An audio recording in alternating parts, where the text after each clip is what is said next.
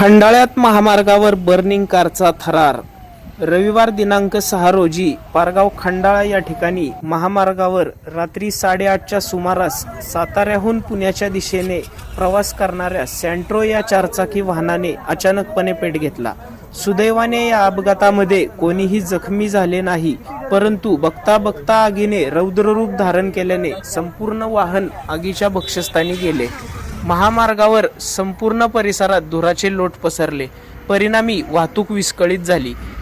या घटनेची माहिती कळताच खंडाळा पोलीस ठाण्याचे पोलीस अंमलदार दत्ताजी दिघे, दिग्विजय पोळ, प्रकाश फरांदे व शिरवळ रेस्क्यू टीम तात्काळ घटनास्थळी दाखल झाली। यावेळी एशियन पेंट्स अग्निशामक दलाच्या साहाय्याने आग विझवण्यात आली।